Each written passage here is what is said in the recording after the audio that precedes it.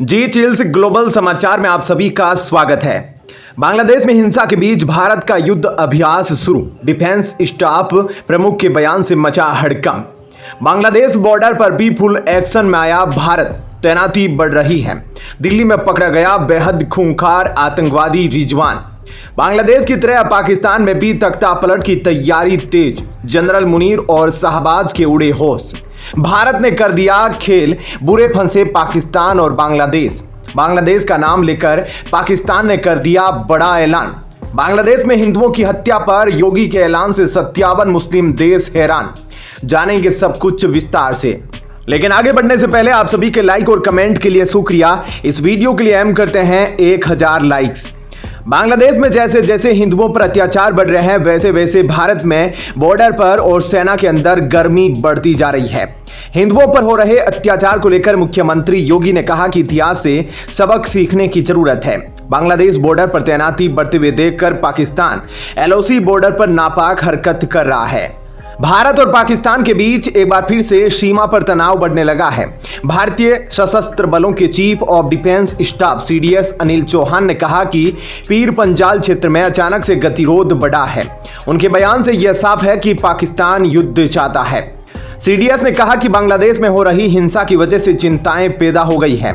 उन्होंने यह भी कहा कि पड़ोसी देश में सत्ता में हुए बदलाव के बीच दूसरे देशों के साथ सीमा पर तनाव पहले से ही कायम है। हम पहले से ही जम्मू कश्मीर में पाकिस्तान के जरिए छोड़े गए प्रॉक्सी वॉर से निपट रहे हैं। चीन के साथ लंबे समय से चला आ रहा सीमा विवाद अभी खत्म नहीं हुआ है।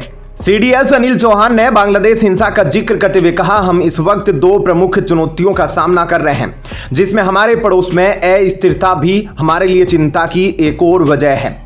उन्होंने आगे कहा, भारत जैसा देश युद्धक हथियारों के लिए विदेशी आयात पर निर्भर नहीं रह सकता, खासतौर पर तब जहां वैश्विक सुरक्षा और सरकार हमेशा अस्थिर स्थिति का सामना करती है। यानी कि उन्होंने एक बड़े युद्ध की आहट का संकेत दिया है।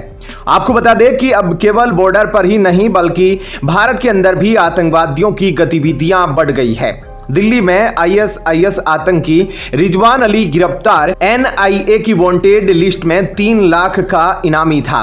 2023 में पुणे पुलिस की कस्टडी से भागा था। रिजवान दिल्ली के दरियागंज का रहने वाला है। रिजवान को आज सुबह दिल्ली फरीदाबाद बॉर्डर से हथियारों और गोला बारूद के साथ पकड़ा गया है। इसी बीच सबसे बड़ी खबर यह है कि भारत ने युद्ध अभ्यास शुरू कर दिया है। तमिलनाडु के सुलूर में भारतीय वायुसेना की एयर एक्सरसाइज तरंग शक्ति शुरू हो चुकी है। इसमें भारत समेत दुनिया की 10 सबसे ताकतवर एयरफोर्स शामिल हो रही है।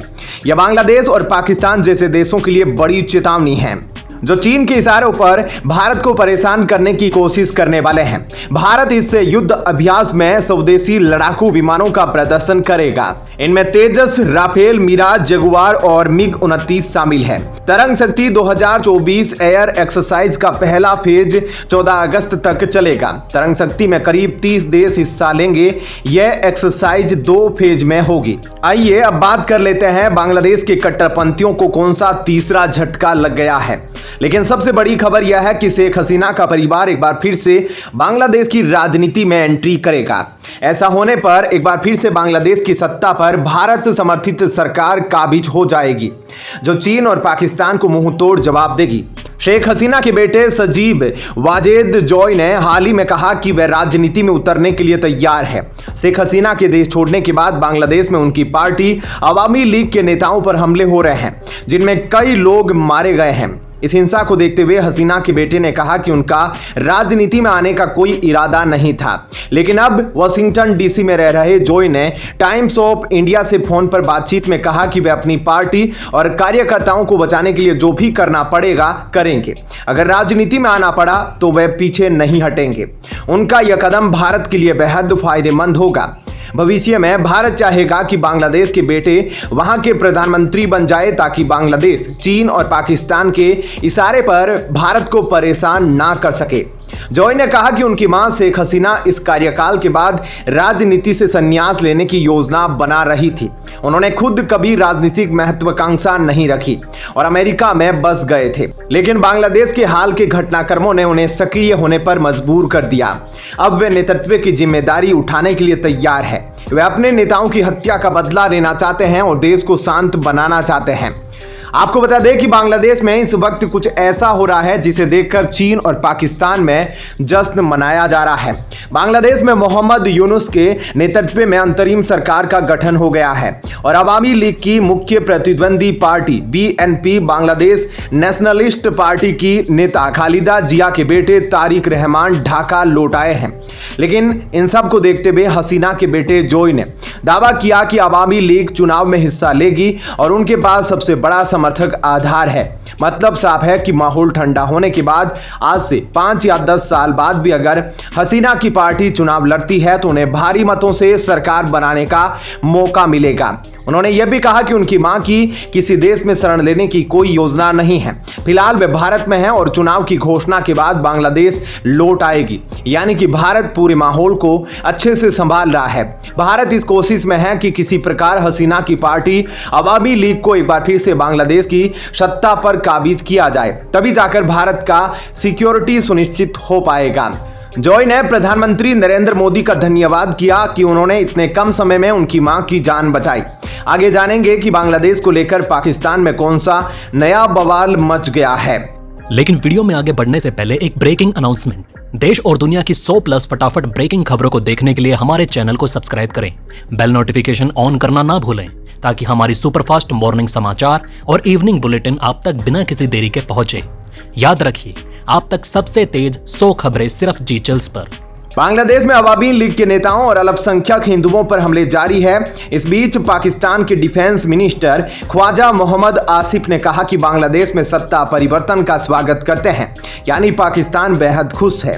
बांग्लादेश में लोग मारे जा रहे हैं लेकिन पाकिस्तान जश्न में डूबा है। लेकिन कुछ लोगों का मानना है कि जल्द ही यह नज़ारा पाकिस्तान में भी देखने को मिल सकता है। अब बांग्लादेश में अंतरिम सरकार बनी है जिसके प्रमुख डॉक्टर मोहम्मद यूनुस है, जिन्होंने हिंसा रोकने की अपील की है। पाकिस्तान के डिफेंस मिनिस्टर ख्वाजा आसिफ ने कहा यह दोनों देशों के बीच नए संबंधों की शुरुआत हो सकती है। उन्होंने कहा कि शेख हसीना की सरकार के 15 साल के शासन में भारत का प्रभाव बहुत ज्यादा था, लेकिन अब वह खत्म हो चुका है। उन्होंने उम्मीद जताई कि जैसे बांग्लादेश में बदलाव आया है वैसे ही पाकिस्तान में भी आर्थिक संकट जल्द खत्म होंगे और देश आगे बढ़ेगा। लेकिन ख्वाजा बाबू यह बताना भूल गए कि पाकिस्तान में आने वाले समय में बांग्लादेश से भी खतरनाक हिंसा होने वाली है और इमरान खान शहबाज को देश छोड़ने को मजबूर कर सकते हैं। बता दें कि बांग्लादेश को 1971 में पाकिस्तान से आज़ादी मिली थी। हसीना के पिता शेख मुजीबुर रहमान ने भारत की मदद से बांग्लादेश के गठन में महत्वपूर्ण भूमिका निभाई थी। तब से लेकर आज तक बांग्लादेश पर भारत का प्रभाव काफ़ी ज़्यादा है और आगे भी रहेगा। पाकिस्तान के जनरल ने सबसे बड़ा बवाल मचाया है। पाकिस्तान के सेना प्रमुख जनरल असीम मुनीर ने नकदी की कमी से जूझ रहे पाकिस्तान में अराजकता फैलाने के किसी भी प्रयास के खिलाफ कड़ी चेतावनी दी है। उन्होंने कहा कि अगर पाकिस्तान में दंगा भड़काने की कोशिश की गई तो अंजाम बहुत बुरा होगा। उन्होंने साफ किया कि पाकिस्तान की सेना किसी भी ऐसी कोशिश को नाकाम कर देगी और देश की एकता की रक्षा करेगी। उन्होंने कहा कि दुनिया की कोई भी ताकत पाकिस्तान को नुकसान नहीं पहुंचा सकती, क्योंकि यह देश लंबे समय तक कायम रहने के लिए बना है। यह बयान तब आया जब सोशल मीडिया पर पाकिस्तान की हालत की तुलना बांग्लादेश से की जा रही थी, जहां हाल ही में एक हिंसक विद्रोह ने शेख हसीना सरकार को हटा दिया। मुनीर ने इस्लामी शरिया और संविधान के सिद्धांतों को बनाए रखने की प्रतिबद्धता दोहराई और कश्मीर मुद्दे को भी अधूरा एजेंडा कहा। इस वीडियो में फिलहाल इतना ही। आप देख रहे थे जी चिल्स। जल्द पूरे होंगे आपके सारे व्हील्स। धन्यवाद।